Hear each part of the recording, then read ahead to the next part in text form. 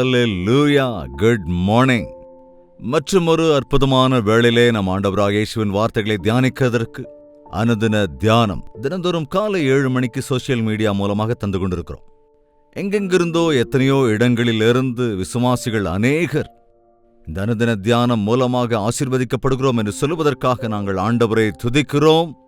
இன்னும் உற்சாகத்தோடு இந்த எபிசோட்ஸை கண்டினியூ செய்கின்றோம். வாருங்கள், இந்த நிகழ்ச்சி மூலமாக நன்மை பெற்றிருந்தால் 8939801234 என்ற நம்பருக்கும் தெரியப்படுத்துங்கள். பிறருக்கும் ஷேர் செய்யுங்கள், அவர்களும் கூட ஆசீர்வதிக்கப்படுவார்கள். ஜெபிக்கலாமா? பரிசுத்தமும் அன்பும் நிறைந்த பிதாவே, உம்முடைய வார்த்தை எங்களுக்கு மிக மிக அவசியமானவை. எங்களுக்கு எல்லாவிதமான நேரங்களிலும், கஷ்டமான சூழ்நிலைகளிலும், ஒன்றும் புரியாத நிலைமையிலும் இயேசு எங்களோடு இருக்கிறார் என்ற தைரியத்தை உண்டாக்குகிற உம்முடைய வார்த்தைகளை இன்றும் தர வேண்டும் என்று கிறிஸ்துவின் நாமத்தில் வேண்டிக் கொள்கிறோம் பிதாவே. ஆமென். நல்லா இருக்கீங்களாங்க? நிறைய பேர் நல்லா இருக்கிற மாதிரி காணப்படுறாங்க, ஆனா இன்னும் விபத்துக்குள்ளாக இருப்பதையும் கவனித்துக் கொண்டே இருக்கிறோம். சில வேளைகளில் நாம் எதிர்பார்த்திருந்த ஆபத்துகள் இருக்கும், வியாதிகள் இருக்கும், பலவீனங்கள் இருக்கும். சில நேரங்கள் நாம் யூகித்த சம்பவங்கள் யூகித்தபடியே நடந்துவிடும். அவைகளை எப்படியோ ஒரு விதத்தில் நாம் எதிர்கொண்டு விடுவோம். ஆனால் திடீரென்று எதிர்பாராத விதமாய் நடக்கிற விபத்துக்களோ அல்லது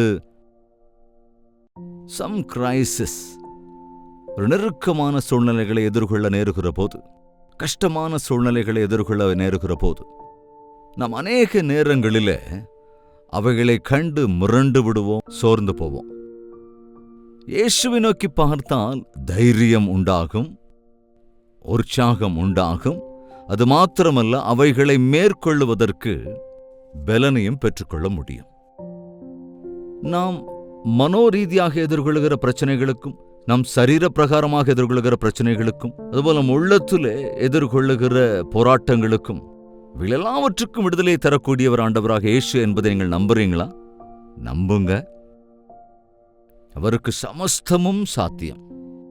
எனவே நாம் ஒரு குறுகலான கஷ்டமான ஒரு சூழ்நிலைகளுக்குள்ளாக போகிற போது சோர்ந்து போகிற உலகத்தாரை போல பயந்து விடாமல், அவைகளுக்கு வளைந்து கொடுத்து விடாமல், ஆண்டவருடைய நாமத்தில் வெற்றியை காண வேண்டுமென்று நாம் ஆசைப்பட வேண்டும்.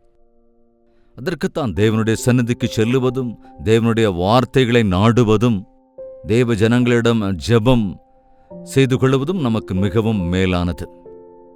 ராஜாக்களின் 2வது புத்தகம் 4வது அதிகாரத்திலே 1வது வசனத்தை வாசிக்கிறேன், கவனிங்க. தீர்க்கதரிசிகளுடைய புத்திரரில் ஒருவனுக்கு மனைவியாயிருந்த ஒரு ஸ்திரீ எலிசாவை பார்த்து, உமது அடியானாகிய என் புருஷன் இறந்து போனான், உமது அடியான் கர்த்தருக்கு பயந்து நடந்தான் என்பதை அறிவீர். கடன் கொடுத்தவன் இப்போது என் 2 குமாரரையும் தனக்கு அடிமைகளாக்கிக் கொள்ள வந்தான் என்றாள். நல்லா கவனிங்க, எலிசாவினிடத்திலே சொல்லுகிறாள்.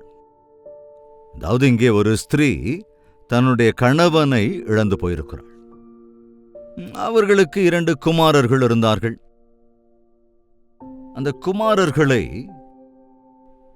கடன் கொடுத்தவர்கள் வந்து அந்த குமாரர்களை கூட்டிக் கொண்டு போவேன் என்று சொல்லுகிறாள். கடன் அடைக்கிறாயா அல்லது அதற்கு பதிலாக உன் பிள்ளைகளை நான் பணயமாக கொண்டு போகவா என்று. அந்த ஸ்திரீயோ கணவனை இழந்து போன துக்கத்தில் இருக்கிறாள். வீட்டு எஜமானன் இல்லையே என்கிற வேதனை, அந்த வேதனையில் இருக்கிறவங்களுக்கு தாங்க அது புரியும். அதனால்தான் தேவன் விதவை ஸ்திரீகளை, தனிமையில் இருக்கிறவர்களை அளவுக்கு அதிகமாய் நேசிக்கிறார். அவர்களை ஆதரிக்க வேண்டும் என்று அவர் விரும்புகிறார். திக்கற்றவர்களை ஆதரிக்க வேண்டும் என்று அவர் ஆசைப்படுகிறார். ஆனால் நம்முடைய வாழ்க்கைகளில் நாம் கவனிக்கும் போது, நம்முடைய லைஃப் பார்ட்னர், நம்முடைய கணவனோ அல்லது மனைவியோ இறக்கிற போது நிறைய பேர் நாட்களில் மிகவும் சோர்ந்து போவதை, குறிப்பாக பிள்ளைகள் இருக்கிற தாய் தந்தையர், ஒன் பேரண்டோடு, தாயோடோ அல்லது தகப்பனோடோ மாத்திரம் வாழ்வதென்பது எவ்வளவு வேதனைக்குரியது தெரியுமா? அதை அனுபவிக்கிறவர்களுக்குத்தான் அது தெரியும். கவலைக்குரிய விஷயம் என்று அநேக குடும்பங்களில் இறந்து போவது நடக்காவிட்டால் பிரிந்து போவது நடக்கிறது. எத்தனையோ பேர் பிள்ளைகளை பெற்றதற்கு பிறகும் கூட தனித்தனியாக பிரிந்து போய் பிள்ளைகளை எவ்வளவு வேதனைக்குட்படுத்துகிறார்கள் என்பது. பிள்ளைகளை பகிர்ந்துக்கிறது எப்படிங்க? சொத்தை பகிர்ந்துக்கிற மாதிரி, ஒரு வாரம் எங்கிட்டன்னா ஒரு வாரம் உங்ககிட்ட அப்படின்னு, அல்லது ஒரு பிள்ளை என்னிடத்திலும் ஒரு பிள்ளை உன்னிடத்திலும் இருக்க வேண்டும் என்கிற தீர்ப்பை கூட பெறுகிறார்கள். இப்படிப்பட்ட காரியங்களை கேட்கும்போது கவனிங்க, தாய் தந்தை என்கிற வார்த்தை என்பது பிரிக்கக்கூடாத வார்த்தை. பிள்ளைகளுக்கு தாயும் தந்தையும் அவசியம். அதற்குத்தான் தாய் தந்தையை தேவன் அருளியிருக்கிறார். தாயாக ஆறுதல் சொல்வதற்கும், தந்தையாக எச்சரிக்கிறதற்கும், தாயாக அன்பை காண்பித்து பிள்ளைகளை பராமரிக்கிறதற்கும், தந்தையாக பாதுகாத்து அவர்கள் தேவைகளை சந்திக்கிறதற்கும், தாய் தந்தையின் அரவணைப்பில் பிள்ளைகள் வளர வேண்டும் என்பதுதான் தேவனுடைய மகா பெரிய நோக்கம். ஆனால் இன்று அநேக பிள்ளைகள் ஒன்று தாயிடத்திலோ அல்லது தந்தையிடத்திலோ இருக்கும்போது கண்டிப்பாக அவர்கள் வாழ்க்கையில் குறைவிருக்கிறது என்ற விஷயம். அதோடு அப்படிப்பட்ட பிள்ளைகள் அநேக வேதனைக்குட்பட்டிருப்பதையும் கூட நாம் கவனிக்கின்றோம். முக்கியமாக இங்கே இந்த குடும்பம் மிகுந்த ஏழ்மையில் இருக்கிறார்கள். இந்த ஏழ்மை என்பதே ஒரு பெரிய பிரச்சனை இல்லை. சரி, உங்களுக்கு ஏழ்மை அப்படின்னா தெரியுமாங்க? உலகத்தில் இன்னைக்கு எத்தனை பேர் ஏழைகள் இருக்கிறாங்க தெரியுமாங்க? அவ்வளவு எதுக்குங்க? நம்முடைய பாரத தேசத்தில் இன்றைக்கும் கூட எத்தனை ஏழைகள், லட்சக்கணக்கானோரோ கோடிக்கணக்கானோரோ, எத்தனையோ பேர் அப்படி ஏழ்மையில் இருக்கிறார்கள் அல்லவா? பணக்காரர்களின் எண்ணிக்கை அதிகமா, ஏழைகளின் எண்ணிக்கை அதிகமா? கவனிக்கும் போது இந்த ஏழைகளின் நிலைமைகளை நாம் கவனித்தால், உண்பதற்கு உணவின்றி, இருப்பதற்கு இடமின்றி, இவ்வளவுதான் கஷ்டப்பட்டாலும் ஆகாரம் கிடைக்காமல், பிள்ளைகளுடைய தேவையை கூட சந்திக்க முடியாத பெற்றோர்கள் எத்தனையோ பேர் இருக்காங்க. எதற்காக அப்படிப்பட்டவர்கள் பாடுபட்டு எதற்காக அவர்கள் அங்க இங்க கடன் வாங்குகிறார்கள் என்றால், அவர்களுடைய சம்பளம் போதாததினாலே, வருமானம் போதாததினாலே அந்த ஏழைகள் கடனுக்கு ஆளாகி விடுகிறார்கள். சில நேரங்களில் அரசாங்கமே ஏழைகளுக்கு கடன் தருகிறது. கடன் எதுக்கு தரணும்? உதவி செய்யலாம் இல்ல? கடன் எப்படி அடைக்க முடியும் உங்களால? அவங்களுக்கு ஏதாவது வேலை கொடுத்தா அது ரொம்ப நல்லா இருக்கும். கடினமா உழைக்கிறதுக்கு வேலை இல்லையே எங்களுக்கு, அப்புறம் கடன் தீர்க்கிறதுக்கு வருமானமும் இல்லையே என்று அந்த வேதனைக்குள்ள இருக்கிற எத்தனையோ பேர் இருக்கிறார்கள். இங்கே இந்த ஸ்திரீ ஆல்ரெடி ஏழ்மையில இருக்கிறாள். கடனுக்குள் வேறு மாட்டியிருக்கிற குடும்பம், எஜமானன் இறந்து போய்விட்டான். இப்ப எப்படி கடன் அடைக்கிறது என்ற வேதனையில் இருக்கிற நேரத்துல இந்த கடன் கொடுத்தவன் வந்து, கடன் வாங்கினது கொஞ்சமா தான் இருக்கும், ஆனால் அதுக்கு வட்டின்னு அது அதிகமா பெருகி இருந்திருக்கும். அதாவது கடனை அடைக்கலன்னா வட்டி கூடிக்கிட்டே தானே இருக்கும். ஒரு கட்டத்துல சில இடங்களை ஜப்தி செய்யக்கூட வந்துடுறாங்க. உன்னுடைய கடனுக்காக உன்னிடம் உள்ள எல்லாவற்றையும் எடுத்துக்கொண்டு போய்விடுவாங்க கடன் கொடுத்தவங்க. இவ்வளவுக்கும் பாவம், இவங்களுக்கு ஏதாவது சொத்தோ நிலப்புலன்களோ வீடோ இருந்துதான், ஆஸ்தி ஏதாவது இருந்ததுன்னா அவங்களுக்கு எதுவும் கிடையாது. உங்க வீட்டில் என்ன இருக்கமா என்று எலிசா கேட்டபோது அந்த ஸ்திரீ சொல்லுகிறார், அதாவது உன் வீட்டில் என்ன இருக்கமா, நான் உனக்கு என்ன செய்ய வேண்டும் என்று கேட்டபோது, உம்முடைய அடியானுடைய வீட்டிலே ஒரு குடம் எண்ணெய் அல்லாமல் வேறொன்றும் இல்லை என்று சொல்லுகிறாள். எண்ணெய் இருக்கிற குடம் இருக்கு, ஆனா அந்த குடத்துல எண்ணெய் எவ்வளவு இருக்குன்னு கூட தெரியாது. குடம் அது ஏதோ பெரிய வெண்கலமா இருந்திருக்காது, ஸ்டீலா இருந்திருக்காது. குடம் என்பது ஒரு சாதாரணமானதா, இன்னைக்கு அதை பயன்படுத்துறது கூட இல்லை. அன்னைக்கு ஒருவேளை அது மண் குடமா இருந்திருக்கும், அதுல கொஞ்சம் எண்ணெய் இருக்கு, அதை தவிர வேறு ஒன்றுமே என் வீட்டில் இல்லை, வேறு ஆஸ்தியும் இல்லை, எந்தவித சொத்தும் இல்லை. எங்களுக்கு இருப்பதெல்லாம் தலைக்கு மீறிய கடன் தான். உங்களுக்கு கடன் இருக்கா? தீர்த்துருங்க. தீக்கிற வரைக்கும் கொஞ்சம் உங்களை நீங்க கண்ட்ரோல்ல வச்சுக்கோங்க. சாப்பாட்டு விஷயத்துல, செலவு விஷயத்துல, அனாவசியமான வஸ்து வாகனங்கள் வஸ்திரங்கள் வாங்குகிற விஷயத்துல கொஞ்சம் கொஞ்சமா சேமிச்சு வச்சு ஆண்டவருடைய சமூகத்திலே நீங்கள் ஜெபித்து அவரிடத்துல விண்ணப்பம் பண்ணி பாருங்க. உங்கள் கடன்கள் எல்லாம் தீர்ப்பார். ஆனா கவனிங்க, கடன் வாங்கியாவது கரிச்சோறு செய்யணும்னு பழங்காலத்தில் ஒரு பழமொழி இருந்தது. அதாவது சென்னையில பாத்தீங்கன்னா கடன் வாங்கியாவது கன் மாதிரி சாராயம் குடிக்கணும் வாங்க. இன்னைக்கு அப்படி கடன் வாங்குகிறவர்கள் சிலர் ஏழ்மையிலே கடன் வாங்குகிறார்கள், சிலர் ஆடம்பரத்திற்காக கடன் வாங்குகிறார்கள் என்பதையும் நாம் பார்க்கிறோம். கடன் வாங்கி ஆடம்பரமெல்லாம் செஞ்சுட்டு கடைசியில கடன் அடைக்க முடியாத எத்தனையோ பேர் இன்னைக்கு இருக்கிறத பார்க்கிறோம். கடைசியில் முழுசா மூழ்கினதுக்கு அப்புறம் எல்லாம் சோர்சஸும் க்ளோஸ் ஆனதுக்கு அப்புறம் எந்த கதியும் இல்லாம ஒரு பெரிய கிரைசிஸ்குள்ள மாட்டிக்கிட்டு எங்கேயும் போக முடியாத ஒரு நிலைமையில, முன்னால போனா குழி பின்னால போனா பள்ளாங்கிற மாதிரி. எத்தனை பேருங்க கடன் தருவாங்க? அவங்கவுங்க தருவாங்க, ஆனா எத்தனை நாள் அப்படி கொடுத்துக்கிட்டே இருக்க முடியும்? இனி கடன் கொடுத்தா திரும்பி வராது அப்படின்னு நினைச்சிருவாங்கல்ல. அப்படி எல்லா டோர்ஸும் க்ளோஸ் ஆகும்போது சில பேர் நீ வேற வழி எதுவும் தெரியாத ஒரு நிலைமையில அவங்க டிப்ரெஷனுக்கு போறது கூட நாம பாக்குறோம் இல்லையா? அப்படிப்பட்ட ஒரு பெரிய கிரைசிஸை எதிர்கொள்வது, ஒரு நெருக்கத்தை எதிர்கொள்வது, கஷ்டங்களை எதிர்கொள்வது அநேகருடைய வாழ்க்கையில் நாம் பார்க்கிறோம். அப்படிப்பட்ட நிலைமையில் தான் அந்த விதவை ஸ்திரீ இருக்கிறார். கடன் கொடுத்தவன் வந்துட்டான், சரி உன் பிள்ளைங்களை நான் பணயமா கூட்டிட்டு போறேன், அந்த பிள்ளைகளையாவது வச்சு நான் ஏதாவது சம்பாதிக்க பாக்குறேன்ற மாதிரி. அவங்கள வச்சு ஏதாவது வேலை செய்ய வச்சு சம்பளம் வாங்க வச்சு அதுல கடன் தீர்க்கலாம் அப்படின்னு அந்த ஸ்திரீ இருக்கிற நிலையில அந்த பிள்ளைகளையே கடன் கொடுத்தவன் அடிமையாக கூட்டிக் கொண்டு போறேன்னு நிற்கும்போது, ஒருவேளை விசுவாசம் இல்லாதவங்களா இருந்தா இப்படிப்பட்ட நிலைமையில என்ன செய்வாங்க யோசிச்சு பாருங்க. பேசாம விஷத்தை குடிச்சிட்டு செத்து போலாம், வாங்கடா, இங்க போய் அங்க அடிமை வேலை செய்யறதை விட நாம சாகிறதே பெட்டர் அப்படின்னு சொல்லி இந்த நாட்கள்ல கடன் தீர்க்க முடியாம சூசைட் பண்ணிக்கிறவங்க எத்தனையோ பேர் இருக்கிறாங்க. ஒரு நெருக்கமான சூழ்நிலையை எதிர்கொள்ள வேண்டி வருகிற போது, அதை எதிர்கொள்ள முடியாத சூழல் உருவாகிற போது வாழ்க்கையே முடிச்சுக்கிட்டா சரியா போயிடும் அப்படின்னு நினைக்கிறாங்க. அவனை உண்மையிலேயே அதோட வாழ்க்கை முடியுதாங்க? உலகத்துல கஷ்டத்தை சந்திக்க முடியலன்னு செத்துட்டா அதை விட ஒரு பெரிய கஷ்டத்தை இந்த நித்திய நரகத்துல அனுபவிக்க வேண்டி வரும் இல்லையா? கொலை செய்யக்கூடாது என்கிறதை நீங்கள் அறிந்திருக்கிறீர்கள் அல்லவா? பிறரை கொல்லுவது எவ்வளவு பெரிய தப்போ அதே போலதான் நம்மை நாம மாய்த்துக் கொள்வதும் பெரிய தப்பு தானே. நம்முடைய ஜீவன் தேவன் அருளியது, அதை நாம் அதாவது நம்மை நாமே மாய்த்து கொள்வதற்கு தேவன் நமக்கு அதிகாரம் தரவில்லை. ஆனால் நாட்களில் அநேக டிப்ரெஷனுக்கு போய் வேற வழி இல்லாம அப்படிப்பட்ட பயங்கர நெருக்கமான சூழலுக்குள் அல்லது ஒரு குடிகாரராக மாறுவது, திருடர்களாக மாறுவது, கொள்ளைக்காரராக மாறுவது, ஏமாற்றுவது, அநியாயம் இழைப்பது, பொய் பேசுவதற்கு இலக்காகுவது, இன்னும் பயங்கரமான சூழ்நிலைகளுக்குள் இறங்குவதை கூட நாம் பார்க்கிறோம்.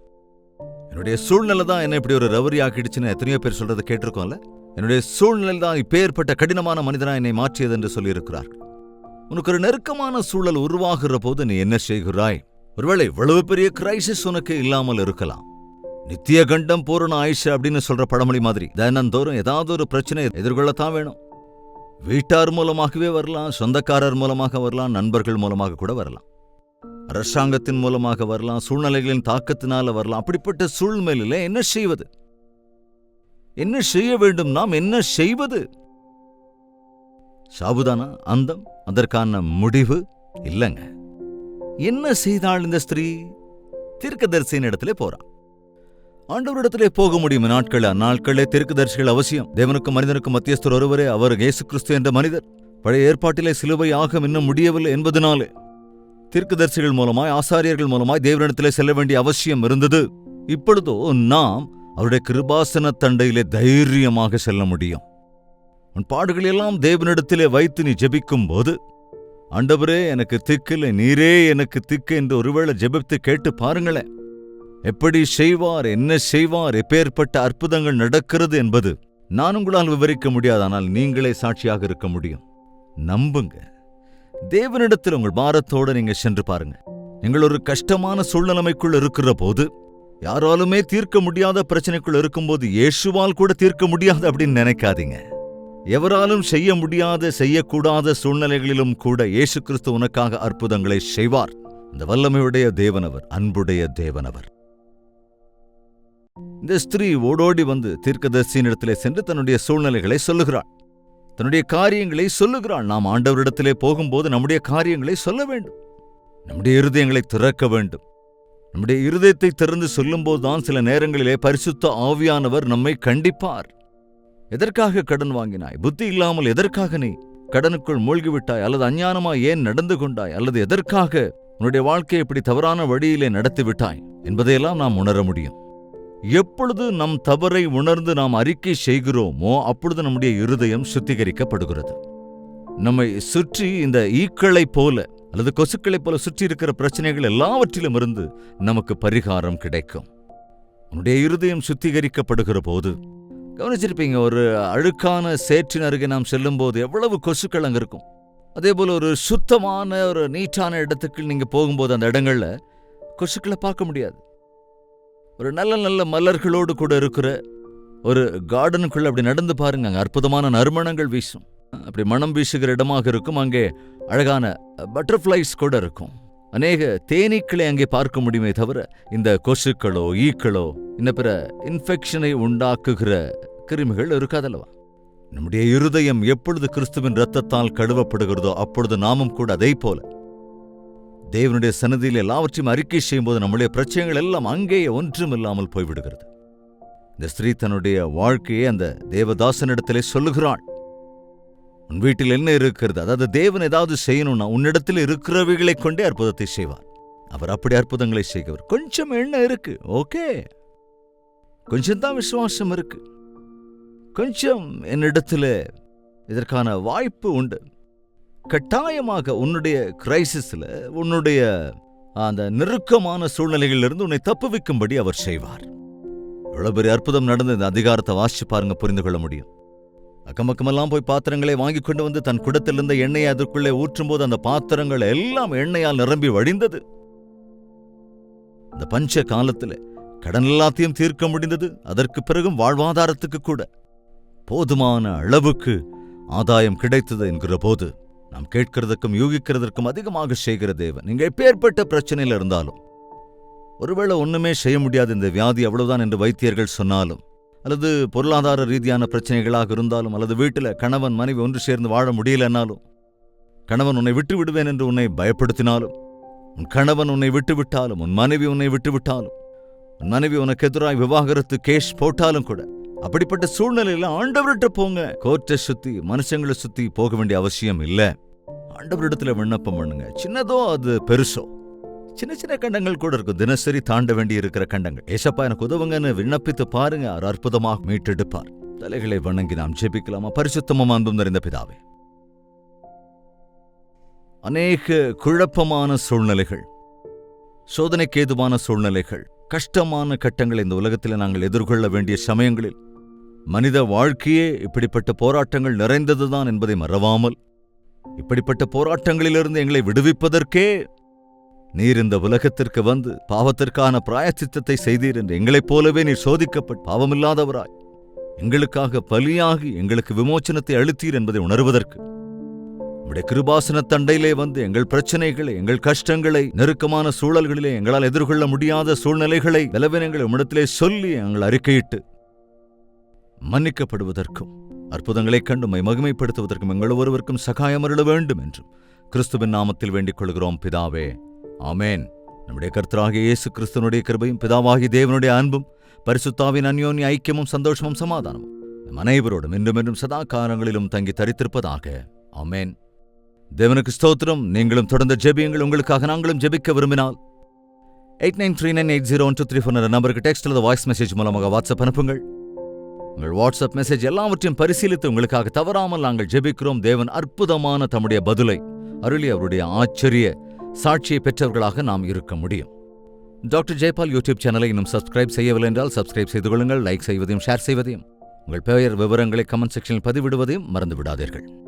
தேவனுக்கு சித்தமானால் மீண்டும் நாளை இதே நேரம் இதே அனுதின தியானத்தில் நாம் சந்திக்கலாம். அதுவரைக்கும் தேவாதி தேவனுடைய மகா கிருபை உங்களுக்கு துணையாயிருப்பதாக.